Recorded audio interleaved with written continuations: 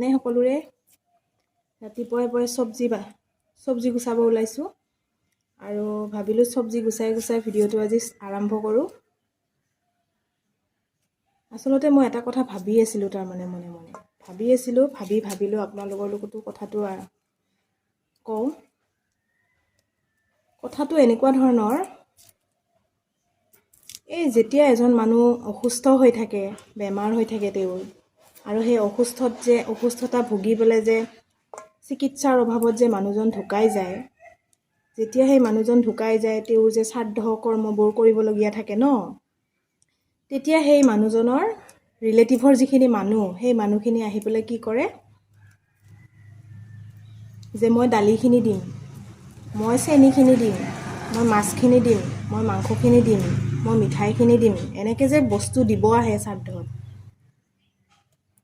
মই ভাবোঁ তাতকৈ যদি মানুহজন যেতিয়া অসুস্থ হৈ আছিল, জীয়াই আছিল, তেতিয়া যদি আহি ৰিলেটিভৰ মানুহখিনি যদি আহি পেলাই ক'লে হয় যে মই মেডিচিনৰ খৰচখিনি দিম, মই ডক্তৰৰ খৰচখিনি দিম, মই যিমানখিনি পুষ্টিকৰ ভিটামিন পোৱা খাদ্য, ফল মূল হওক বা বেলেগ কিবা খাদ্য হওক, সেইখিনি দিম, তেনেকৈ যদি ক'লে হয়, তেনেকুৱা কিহৰ কাৰণে নকয় বাৰু?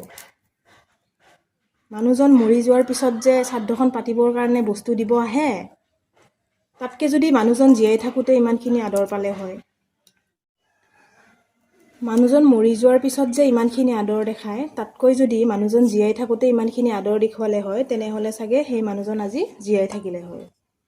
আচলতে এইটোৱে ক'ব বিচাৰোঁ শেষত, মানুহৰ জীৱনটো খন্তেকীয়া, সেইকাৰণে মানুহ এজন জীয়াই থাকোঁতে আদৰ কৰিবলৈ শিকক, তেতিয়াহে আপোনালোকৰ নিজৰো ভাল হ'ব।